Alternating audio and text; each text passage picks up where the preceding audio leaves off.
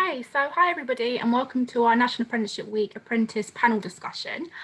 So my name is Lauren Roberts and I'm the Youth Engagement Executive at the City and Guilds Group, working specifically in the City and Guilds Foundation. So with me today, I'm joined by a group of current and former apprentices who all study an apprenticeship at the group. We'll be talking for the next hour about our apprenticeship experiences and where we are now for those that have qualified. So first of all, guys, just so we can all get to know each other, I'm going to ask you to just introduce yourselves. So your name, tell us how long ago you were an apprentice if you're a former apprentice, what your apprenticeship was in, how did your whole journey begin in terms of an apprenticeship, and once again, for those of you that are qualified, where are you now? So I'll kick us off. So as I said, my name's Lauren. I did my apprenticeship now about 6 years ago, and I did a business administration level 3 at the group after doing a level 2 at my prior employer. I chose apprenticeship simply because I knew that I was interested in business, but had no clue what type of business. So the idea of being able to experience different areas of an office really interested me. So 6 years on, I have qualified my apprenticeship after about 18 months, and I now work for the foundation. So doing pretty similar work that I started with, which is all around engaging with young people, but now I work more different types of charitable activities like our bursary program and other programs where we upskill people. So I'm going to start with Tiana, as I can see you first. Do you just want to introduce yourself to us, Tiana? Yeah, hi, my name's Tiana Locker. I actually started at the group in 2012 as a business administration apprentice. And I think I probably took the apprenticeship because I was really unsure of what I wanted to do with myself at the time. I had been to college. I had a place at university, but I knew it wasn't the right pathway for me. And after a lot of time working, I wanted to get in something a little bit more solid, and I wasn't sure how to do that. So the apprenticeship pathway seemed like the right option for me. And now that I've since passing my apprenticeship, I've continued on at the City and Guilds Group. I've been really lucky in that I've been able to shape my career and move around the organisation in lots of different departments. And I'm now actually heading up our group apprenticeship programme. So I manage our apprentices and look after all elements of early talent across the organisation. Amazing. Do you want to go next, Poppy? Just tell us your story. Yes, so I'm Poppy Hainge. I started my apprenticeship in February last year, so it's just coming up to a year now. My apprenticeship is in digital marketing with Kineo. I originally left school after doing my GCSEs and thought that I had to do what everyone else did and go to college, to then go to university. And after a year at college, I just realised that it really was not what I wanted to do. I'd always worked and I missed working and just being in classrooms every day. And I looked around and I found apprentices, and I realised that I could get a qualification, which was really important to me because I didn't want to not have that, but also work and get the experience as well. I had no idea what I wanted to do an apprenticeship in. I just kind of looked, and digital marketing interested me. And I think the fact that it was really different to anything I'd ever done was what interested me the most. So starting something completely fresh and being able to learn that and get that experience. And I'm loving it. I love doing the apprenticeship, and I'm really glad that I kind of took that jump and stepped away from college. So yeah, Okay, that's my journey. you want to go next, Georgina? Yeah, sure. So yeah, I'm Georgina Taylor, and I did similar to Poppy, a digital marketing apprenticeship at Kineo, but I did mine in 2014. My apprenticeship was 18 months long, and I got to experience a variety of different marketing things and different channels, and I think that was a really great point of the apprenticeship, was just how diverse my work was every single week. One of the reasons I picked an apprenticeship was very much like what you've all said, but I did A-levels. I absolutely did not get on with them at all, and I knew university was not the thing for me. And I do love to work. I love knowing that what I put in, that hard work, has an impact somewhere, and I wanted to see how I could grow that, and the apprenticeship and a digital marketing one at that was the exact right pathway for me. Since that apprenticeship, I've now left City and Guilds and I work for TES.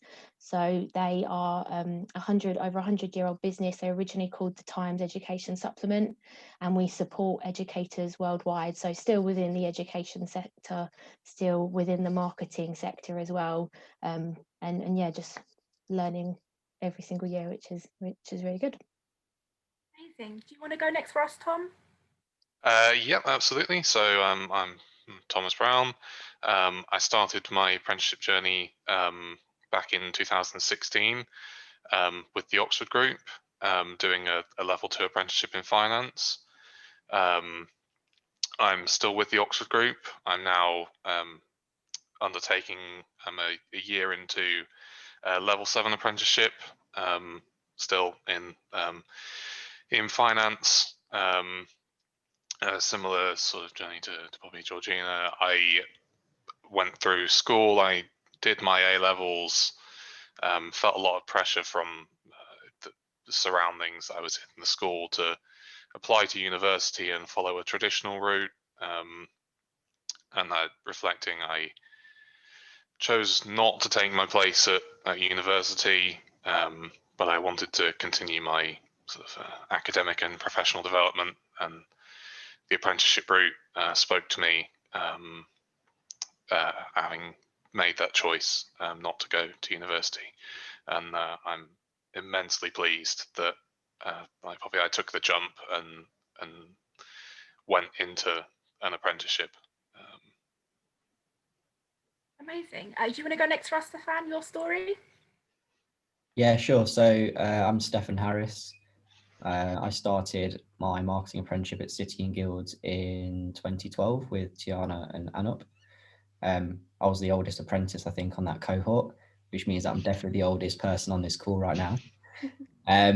My route to that apprenticeship was maybe a bit more unconventional. So I studied at college. I did 2 BTEC diplomas back to back with the idea of going into the Air Force, which I did, and very quickly realised that wasn't for me. So yeah, I was 21 and kind of accidentally, I think, landed myself in the apprenticeship, just looking for a good job at a good company in London, and that came up. But I've never looked back. You know, it's been a great 9 years, I think we're coming on to now. I was at City and Guilds for a couple of years. The apprenticeship was 18 months. But when I was able to leave, I moved into a marketing manager role. And I've worked in 4 companies since then, in a couple of different countries, which is pretty exciting. And currently looking after digital marketing for Hastings Direct. Amazing. And last but not least, Anup, do you want to tell us your story? Yeah. So my story is similar to what we've heard so far. Is I did my GCSEs, high school, went on to college or sixth form. Did a couple of years there. I can't say I did the best. It wasn't for me. I didn't enjoy sitting in a classroom and just taking many exams, and it just wasn't me. I had the opportunity to go to university, do a foundation degree at university, and study on from there. Ran far from that. Just wasn't me. I like to be hands-on. I like to get stuck in. And again, I fell into the apprenticeship route. I was actually looking for just a full-time job in London, just as Steph said right now. An apprenticeship came up, and I thought, don't know what this is, but hey, I get to learn while I get to do a job at the same time. Perfect. I like it. And I haven't looked back since. I was with the City and Guilds group doing my apprenticeship for a year. It was a business administration apprenticeship. I then stayed on with City and Guilds group for 7.5 years, moved from many different roles within City and Guilds, many different departments. It was great fun. I learned a lot, experienced a lot, and my apprenticeships gave me the foundation for that. Not only that, I then left City and Guilds group and went into another educational charity, was able to do a project management, again, contract there. And I've now moved to another job right now. I'm at a company called the Frank Recruitment Group, but essentially I'm a business change project manager. All the skills I learned while I was at City and Guilds, and all the skills I learned during my apprenticeship I'm still using now, to the point we are now recruiting an apprentice within our own team, which I get to mentor. And yeah, so it's just been a great story, and my apprenticeship has definitely set me up, and it's definitely been the route to employment that's fit for me and fit for purpose for me, and I think hopefully a lot more people as well. Amazing. Thank you so much, guys. It's really great to see that not only a current apprentice enjoying the journey so much, but those of us that have qualified now a few years ago still really see the value in them, which is so great. So hopefully all of you guys have a pen and some paper with you. I'm going to get you to write down one word that sums up why you love apprenticeships, and then hold it up to me. I'm going to pick on a few of you to find out why you've written that word. So I'm going to go to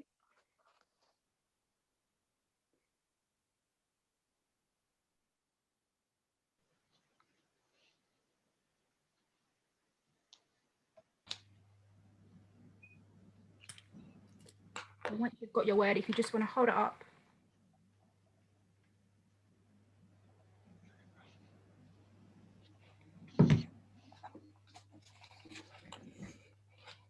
Opportunities for the win, I definitely think. Tiana, do you just want to let us know why you wrote growth? So I wrote growth because I guess for me, when I think about apprenticeships, it's an opportunity for somebody to try something brand new. It's about them starting a brand new career, but it's actually about personal growth as well. And I think for a lot of us that have spoken, we spoke about the fact that we weren't necessarily sure about what we wanted to do, but actually we've all got into a space where we hopefully know a little bit more about ourselves. We've delved into a few different types of careers, and we've all been able to grow and really flourish. And that's a lot of that's down to our apprenticeships. Amazing. Do you want to explain your word as well, Tom? Yeah, so I went with opportunity, as I was it just spawned to me in talking with this group and engaging with other apprentices that I know in my peer group.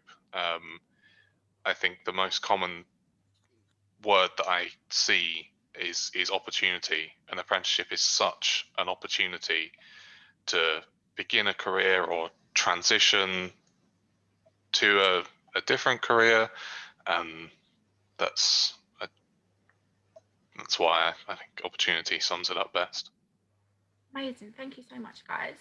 So moving on to kind of the actual conversation we're going to have. I just want to start with you, Poppy, as a current apprentice. We know that obviously 2020 was probably one of the most challenging years of most of our lives.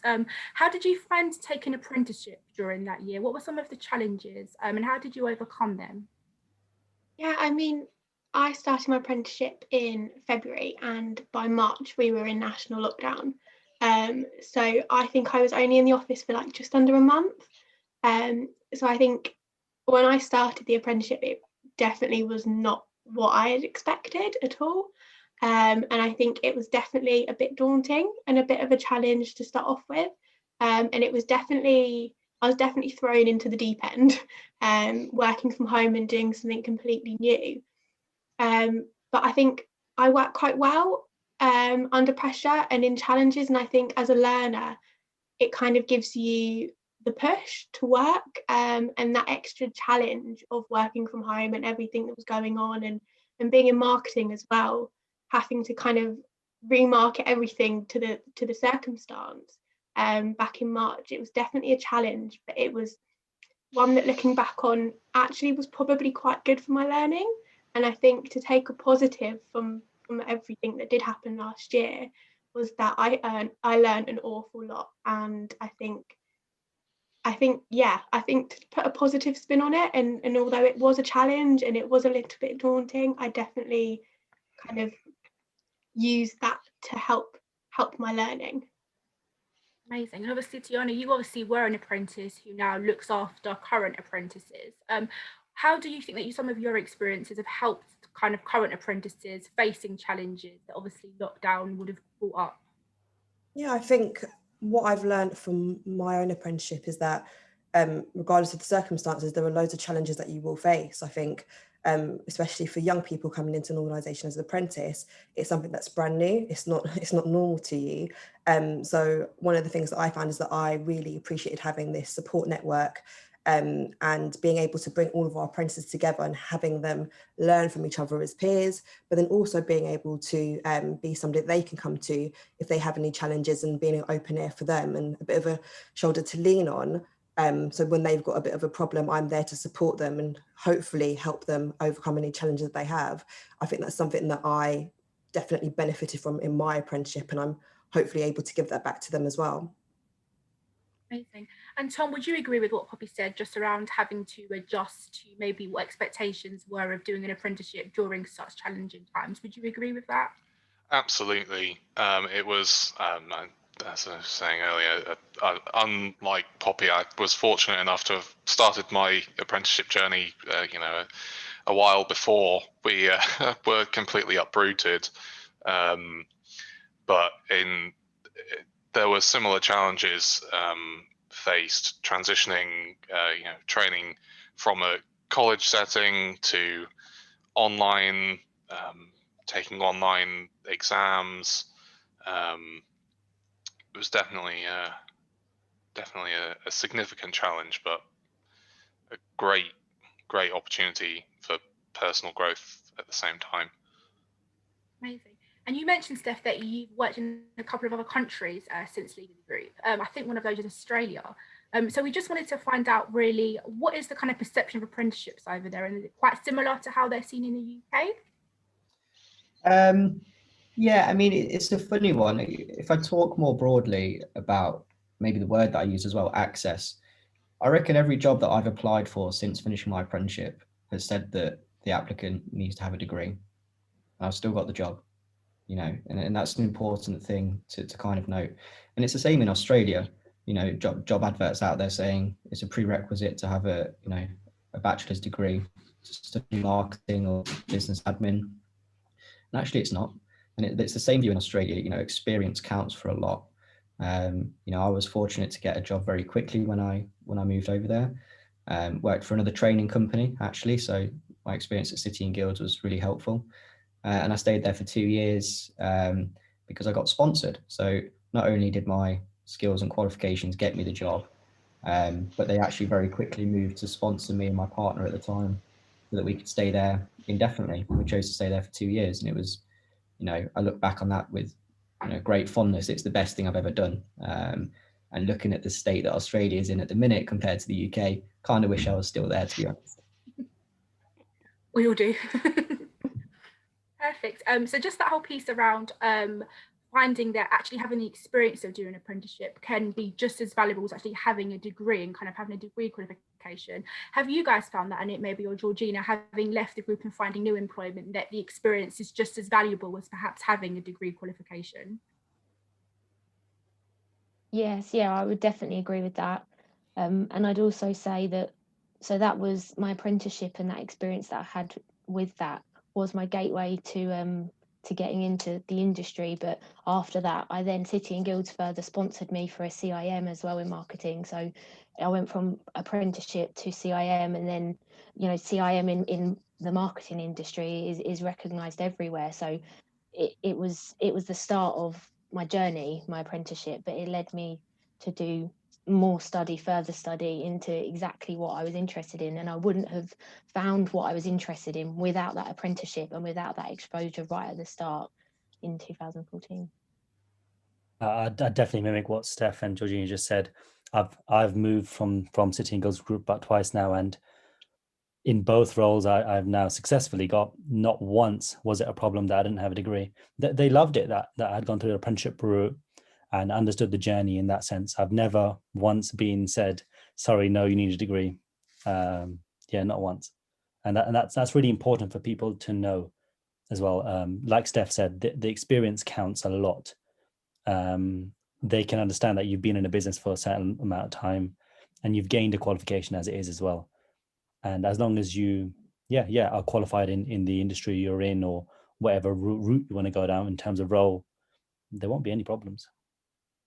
Amazing. Yeah, I just wanted to add to that, sorry, Lauren, that, what Anup said earlier about, he's now looking to recruit an apprentice.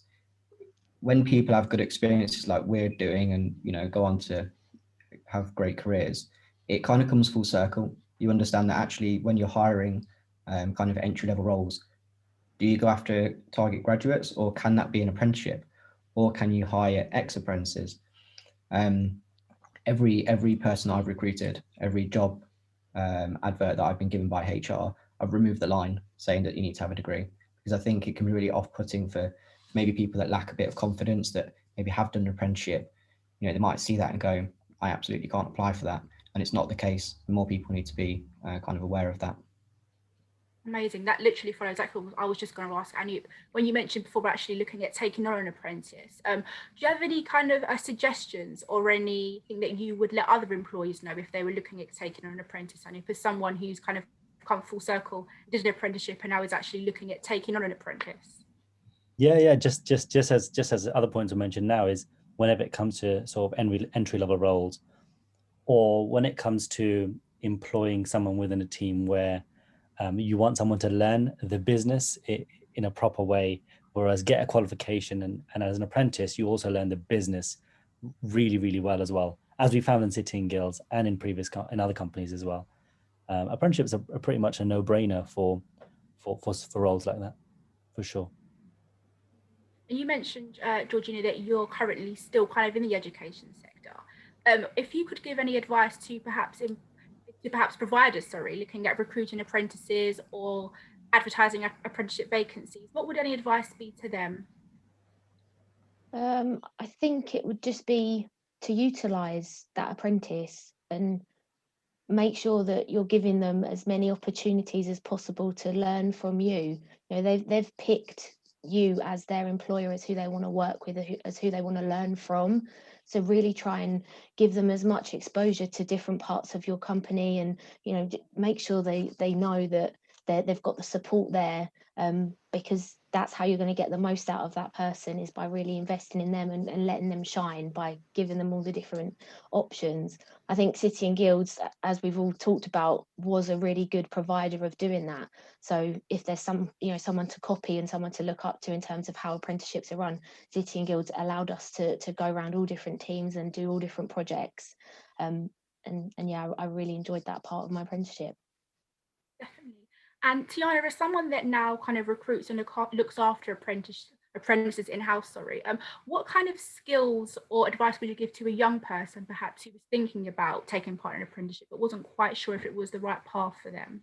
Yeah, I would say give it a try. If you have the opportunity, try and get your foot in the door, try and get some work experience, and reach out to people, and lean on your networks, your family, your friends, your teachers. If they have really close relationships with any employers that might be able to give you a chance to kind of experience what it might be like, definitely give it a go, because it's a good chance for you to learn what you do like and what you don't like before you kind of get in straight away. And that's something that we do at the group. We've got work experience and internship opportunities, which really for us are a bit of a launch pad for people who want to join us as an apprentice, so that we can get to know them, tell them all about the opportunities that we have, but at the same time they can get a feel for lots of different departments and work out where exactly they'd like to be in a few years' time.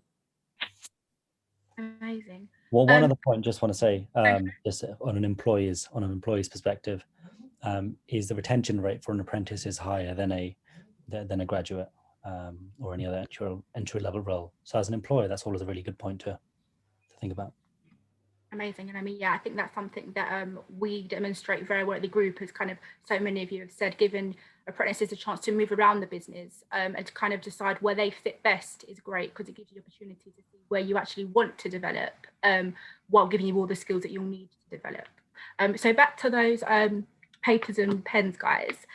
Could you guys write down for me the best resource or support out there that you think has helped you in the last year while at work? And then we're going to just kind of discuss some of the resources or support methods that we can kind of share with people wider.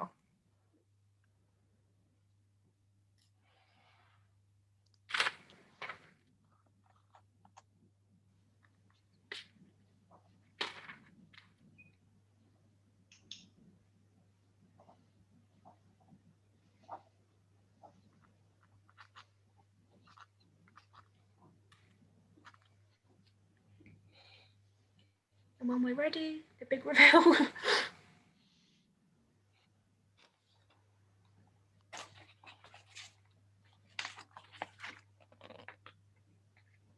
So I think there's some really great ones there, and there's actually none repeated, I don't think.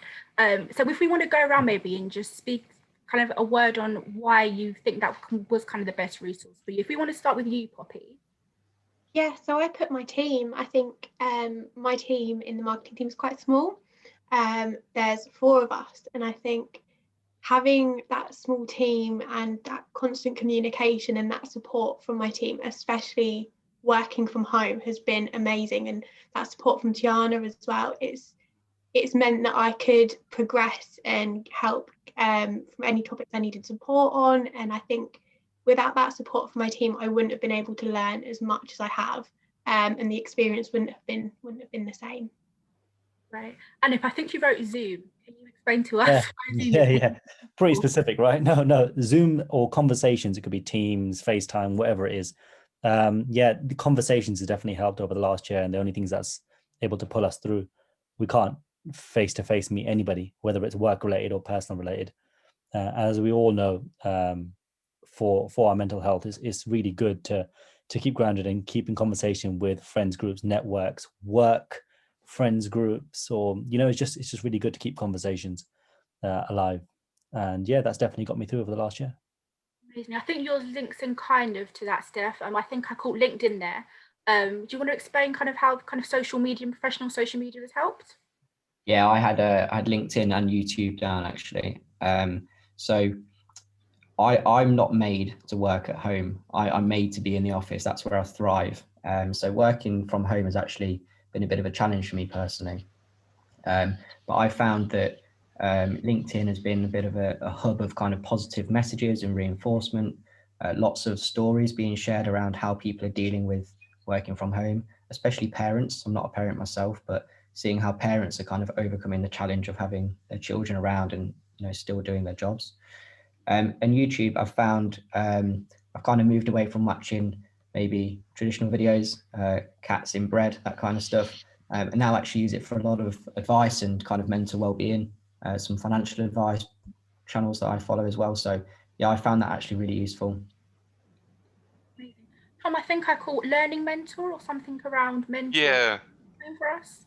Yeah. So as a current apprentice, I have support from a learning coach, and that's been invaluable over the last 12 months to have sort of an external point of view, a frame of reference, but they also they're there to provide coaching support and it's been really helpful to be able to reach out and just get advice and bounce something off someone who isn't part of my immediate team or in my immediate social circle, because as much as I love and appreciate the advice and their point of view, it's always good to have that third party as well. I think that linked into what you had written down, Tiana. Do you want to explain yours, if that kind of links or what differs? Yeah, really similar. I put down coaching and mentoring, and that's because, so in 2019, I had my son, and in 2020, I was due to come back from maternity leave, and I was really excited because I was coming back, well, I thought I was coming back to my office, getting to see all my colleagues again, but that was quite different. I was juggling working from home with a little one, and I really found that I lost my identity. So I was really struggling, trying to kind of reconnect with my colleagues, but then also kind of balancing that juggling act of being a really good parent. And one of the things that the group offers is one-to-one coaching. And it's something that I took up, and it's something that I wish I had put my hands up for much earlier, because it really helped to kind of help me underpin, so what are some of the challenges that I'm facing and how can I overcome them? And also having a bit of a mentor to help me think about some of those things has been really great, and it's really helped to re-motivate myself and to get back into the right mind frame and be like super like on top of my game and just really happy to do my job again. So I think that's really helped me a lot. Amazing. And Georgie, do you want to explain what your kind of support has been?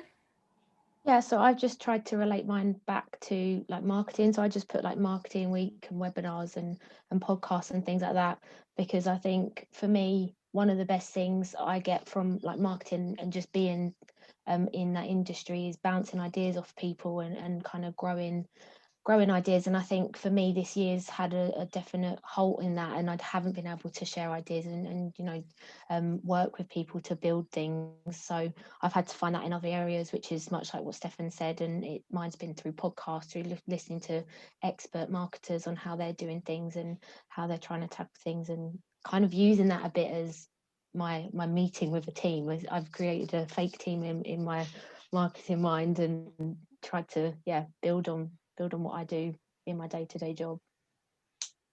Right. We spoke a little bit with Tiana earlier about advice that you'd give to young people or anyone who was actually thinking about taking an apprenticeship themselves. I wonder if anybody had any other bits of advice that you wish you knew when you were starting your apprenticeship, or really just anyone that didn't know what an apprenticeship was and was keen to kind of explore. What advice would any of you guys give them on why to take up an apprenticeship? I'll go first. So not so much advice for someone who's just started an apprenticeship, but for somebody maybe considering an apprenticeship or university, you need to understand why you're going to go to university if you choose to do that. Some people like to go and have fun for 3 or 4 years, and that's a good reason. But if you're doing it to get into a particular career that maybe doesn't need a degree, you know, you really need to consider whether that's the best option. And I think all of us here are kind of testament to getting into professional service careers with an apprenticeship is completely realistic. You know, you don't get into debt for a number of years. You actually earn for a couple of years, and then you're 3 years ahead of your peers. You know, it's a win-win situation. And I think when people start an apprenticeship, they need to kind of see the bigger picture as well. So hold out, you know, give it your all. It's 12 to 24 months of hard work. But when you come out the back of it, you'll be light years ahead of people that have made other options. Yeah, I'd actually just like to add to what Stefan said. I think I went into my apprenticeship thinking it was going to be really easy. And it wasn't. Apprenticeships aren't easy. They're not just an easy route. They take a lot of hard work. You have to juggle your day job along with your coursework that you need to submit. And, you know, Anup and Steph, we had lots of meetings about lots of different projects. And there were times when, you know, I might have challenged Anup to say, you know, are you doing enough work? Are you doing it on time? And you know, it's really thinking about the end goal. So you might go and think, wow, this is a lot harder than I expected. But actually you need to think about, well, actually, I'm getting a really great opportunity here. I'm learning. I didn't know any of this stuff before. I'm learning. So you're actually helping yourself to build foundations, and you're really starting a really great career. And you can take all of those transferable skills and take them into any different career that you want to move into afterwards. So I'd say it's not an easy route, but it's definitely one that I think is worth it. Yeah, just to follow up on what you said, Tiana, I think there's something that would have been a valuable piece of advice when I started my first apprenticeship would be is lean on the support networks that are there. They're a great resource. I've found in my current apprenticeship, I'm leaning on them more and more, and it's the value is there, and you know, use it. Don't shy away from it. You're starting a journey. Nobody expects you to be perfect, and don't impose that that on yourself. Ask for the help that's there. Yeah, I definitely agree with you, Tom. I think for me, one of my first things to kind of learn whilst like starting the apprenticeship and starting working in a business is it's absolutely okay to ask questions, and it is absolutely okay to say, I have no idea what you're talking about, even if it's the most simple thing, because you're not used to that environment. You are completely new, and that, you know, your employer knows that, and they should understand that. So once I realized questions are good, I felt much more comfortable with my apprenticeship, and I learned a lot more. So questions are I good. think the point about questions as well, just to add to that, is that they're so important from the get-go. I know that especially going into an apprenticeship in marketing, which I'd never done nothing about it before, even just asking those questions like at the interview right at the start, just to make sure 100% that I wanted to do what was being offered. And I think asking questions from the get-go is so important. And I think I ask hundreds of questions. I'm always asking questions just because I like to know as much as possible. And I think it's definitely helped me to learn more, just always asking the extra question, and right from the start as well. I think it's really important. I agree with everything everyone said, to be fair. And the other thing is for people that are looking for an apprenticeship or have just started an apprenticeship, you have something to offer that nobody else in that company does, and always have that self-belief that you are there for a reason. You are going to completely fly. And I've seen this, whether it's at City and Guilds or other companies, I've completely seen this. And the other side of things is we're very fortunate in 2021 to know that there isn't that stigma around apprenticeships as there was, maybe 9 years ago when we first started. Parents understand the value of apprenticeships, and so do people that are in the education system right now. So don't be scared. Take that step, and you won't look back.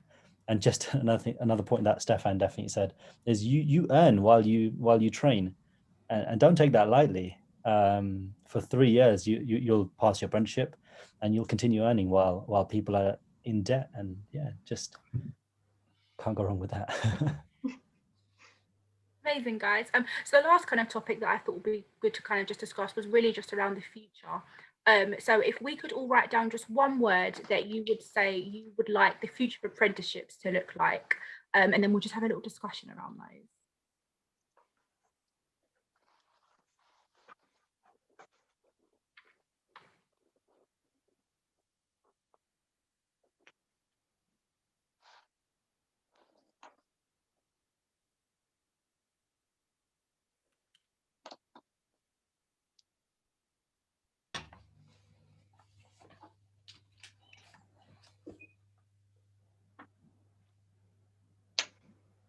Do you want to hold those when we're done?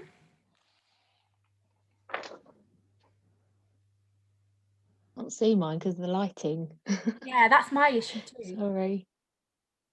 But I don't see any duplicates, which is great, except no duplicates. So mine kind of really touches on what I think both Tiana and Anik have touched on, just around visibility. So I would definitely say over the last few years that whole stigma of apprenticeships kind of being the poor man's version of university is definitely kind of dying down, and parents and teachers are starting to really see the value in them. So for me, it would just be, especially with the rise of degree apprenticeships, how do we let employers know, and just kind of more broadly let kind of the education system know that apprenticeships are just as worthwhile as other routes of academia. But do you want to take us through yours, Poppy, what your hope would be for apprenticeships in the future? Yeah, so it's kind of touching on what you said as well, and mine was growth. And I think when I went to college, I had no idea that apprenticeships were like a valid route, I guess, and it wasn't told to me in school. And this was only a couple of years ago. I wasn't told that was an option, and I think for that option to grow, and for more people to leave school thinking that is a valid option, and to go into that route. And I think if I had known sooner, I would have 100% gone down that route sooner. So I think for their kind of visibility to grow is definitely important. Amazing. Do you want to explain your stuff? I think it was mainstream, wasn't it? Somebody's was mainstream.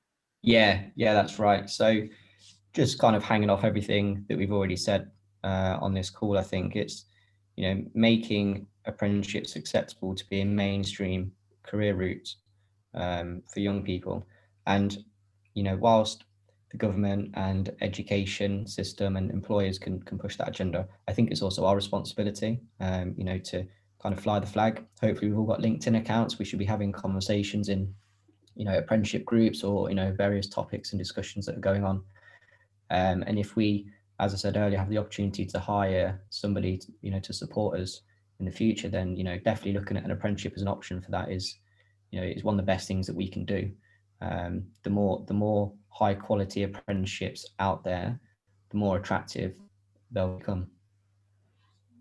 And if I think yours was variety, if I'm correct. Yeah, variety and choice. Don't mind my spelling, it's not great. But what I would say is anybody going into or thinking of this alternative route into employment is to have the choice of going, whether it's an apprenticeship or uni, and no one to judge around that as well. And also the choice around apprenticeships in different industries.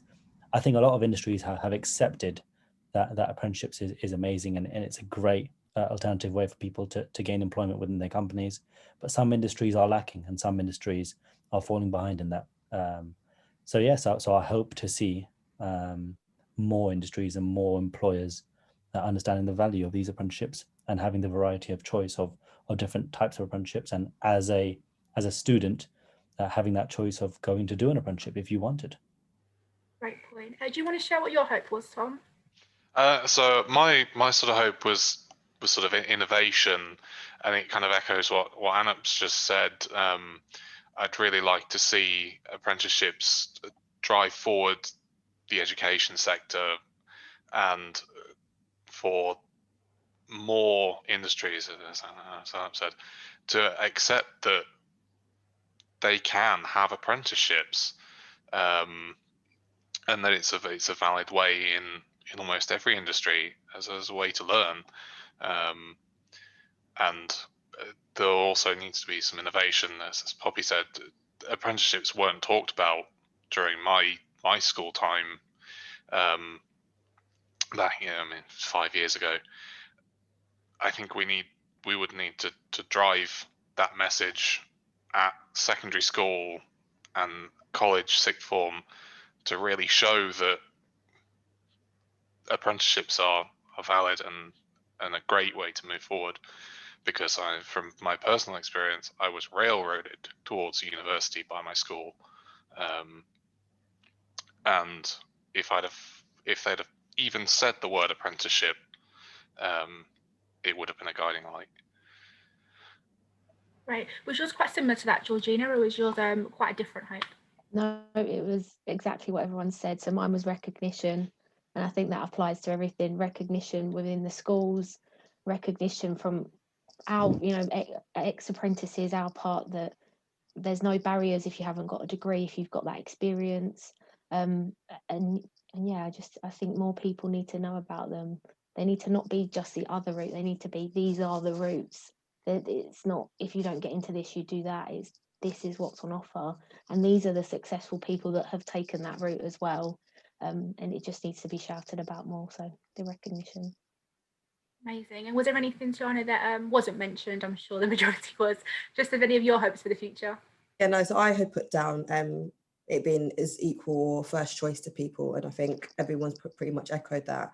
And I think all the work that the group are doing and they're all doing on around Apprentice Connect is really helping young people to find out more about apprenticeships.